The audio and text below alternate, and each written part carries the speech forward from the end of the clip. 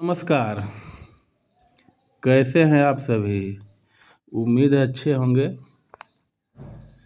दोस्तों, कस्तूरबा गांधी आवासीय विद्यालय शिक्षक नई भर्ती 2024 एक बहुत अच्छी भर्ती की खबर आप लोग के सामने लेकर आया हूं। जो जो भी साथी बीएड किए हुए हैं, शिक्षक बनने का सपना उनका है, तो उनके लिए बहुत अच्छी खबर है। कस्तूरबा गांधी, आप समझते होंगे, कस्तूरबा गांधी एक आवासीय विद्यालय होता है, बालिकाओं का विद्यालय होता है। इसमें सिर्फ महिला ही पात्र होती है, पुरुष की जगह नहीं होती है। तो महिला साथी, हमारी महिला बहनें, अगर उन्होंने बीएड किया हुआ है और कस्तूरबा गांधी विद्यालय में उनका सपना है कि मैं कस्तूरबा गांधी विद्यालय में शिक्षक के रूप में कार्य करूं, तो उनके लिए बहुत अच्छी खबर है। पूरा नोटिफिकेशन आपको दिखाऊंगा। और अगर आपने चैनल को सब्सक्राइब नहीं किया है, चैनल पर पहली बार आए हैं या फिर सिर्फ वीडियो देखते हैं, चैनल को सब्सक्राइब नहीं किए हैं, तो चैनल को ज़रूर सब्सक्राइब करें। बेल आइकन के ऑल वाले बटन पर हिट करें ताकि मेरी अगली वीडियो का नोटिफिकेशन आप तक पहुंचे। आइए वीडियो शुरू करते हैं, चलते हैं नोटिफिकेशन पर।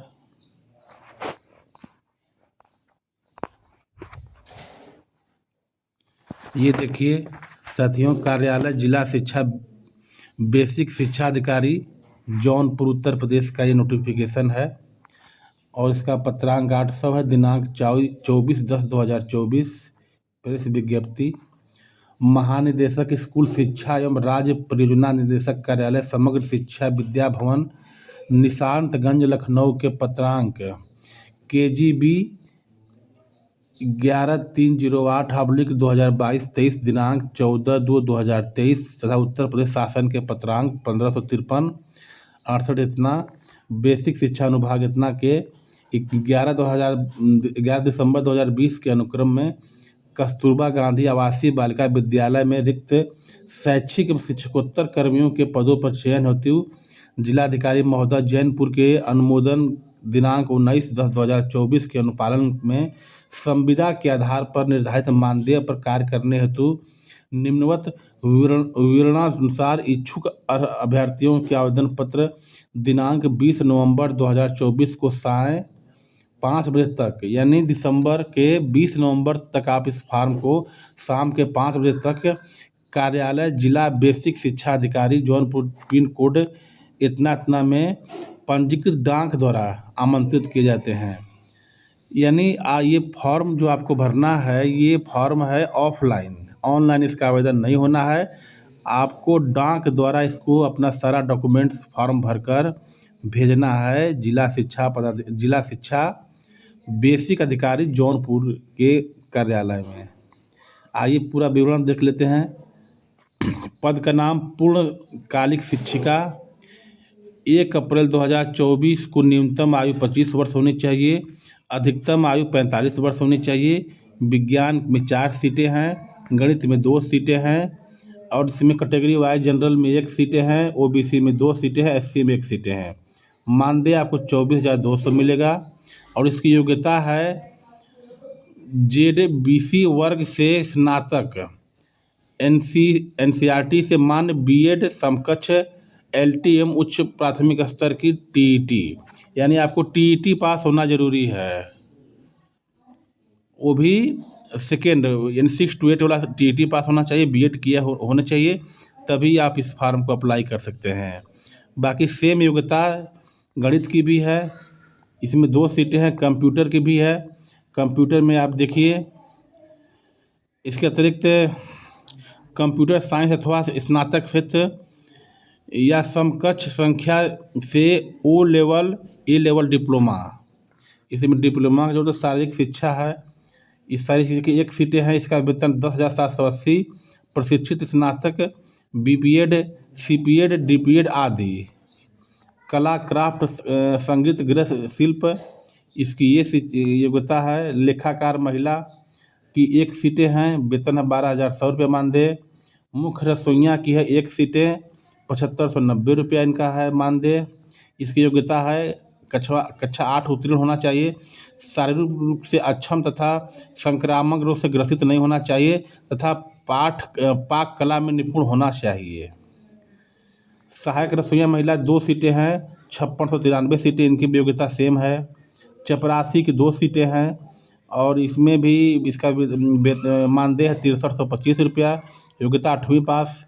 चौकीदार के 3 पोस्ट हैं, इसका मानदेय है 6325 रुपया, कक्षा 8 उत्तीर्ण होना चाहिए, शारीरिक रूप से अक्षम होना चाहिए, यानी विकलांग नहीं होना चाहिए।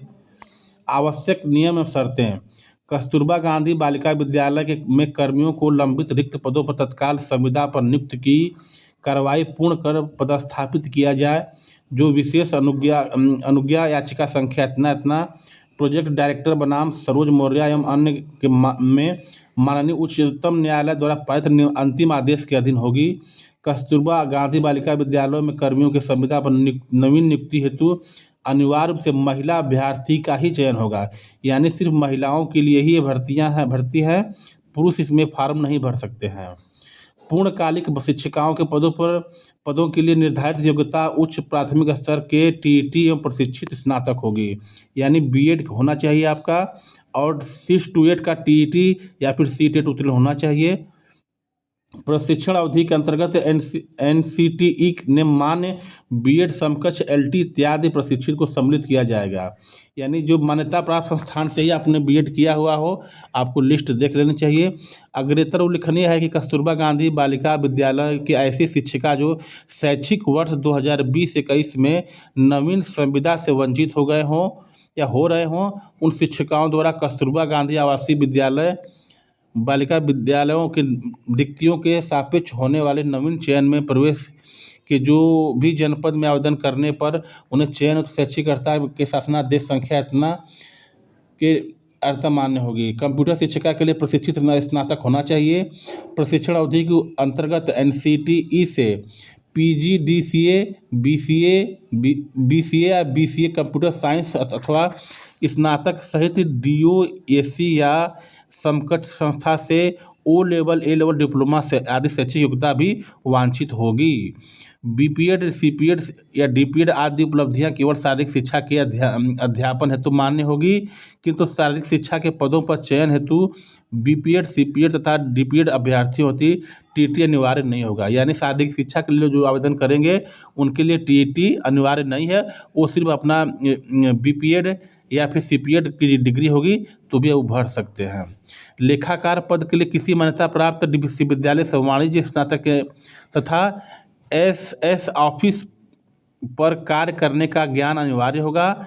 डीओई, एसीसी या समकक्ष संस्था से जो ओ लेवल डिप्लोमा अथवा समकक्ष अन्य योग्यता की दशा में चयन में वरीयता दी जाएगी, यानी आपको जो बीकॉम वगैरह हैं वाणिज्य वाले अपना ये इसको देख लेंगे कि क्या उनके पास है या नहीं है।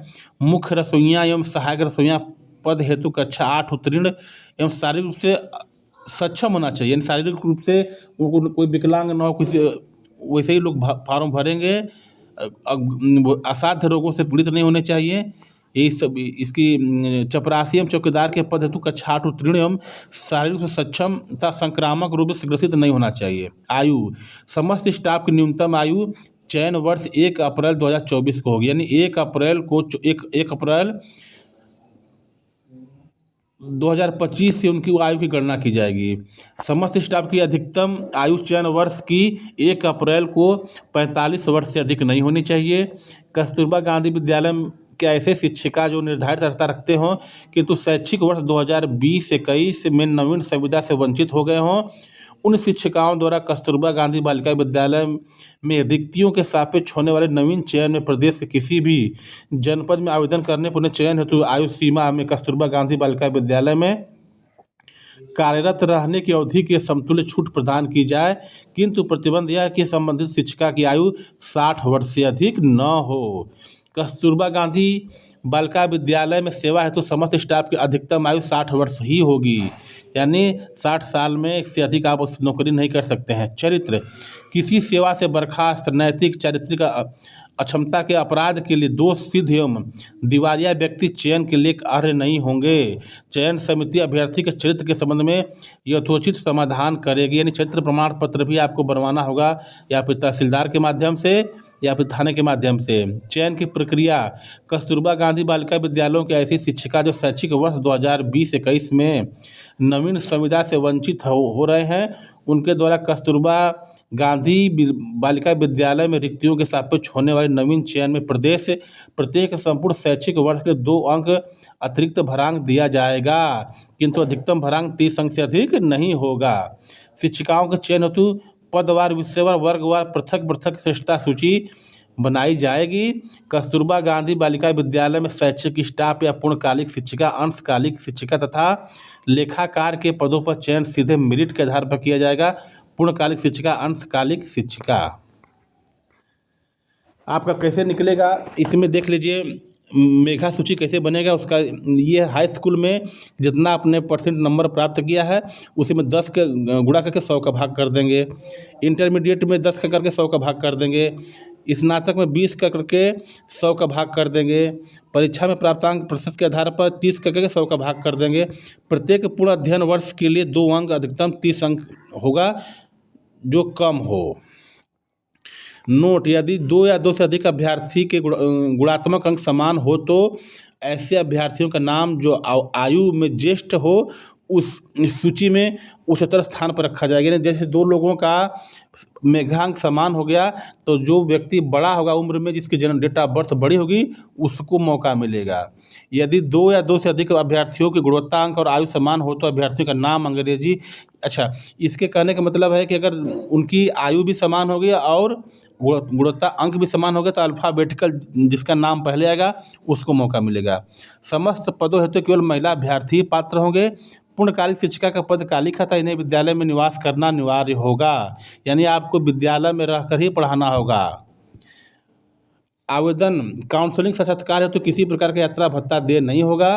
आवेदन पत्र के साथ समस्त शैक्षिक व अन्य प्रमाण पत्रों को राजपत्रित अधिकारी द्वारा प्रमाणित छाया संग्रह करना अनिवार्य होगा, यानी आप किसी गेस्टेड अधिकारी से अपने सारे डॉक्यूमेंट को अटेस्टेड करवा कर ही फॉर्म भरेंगे।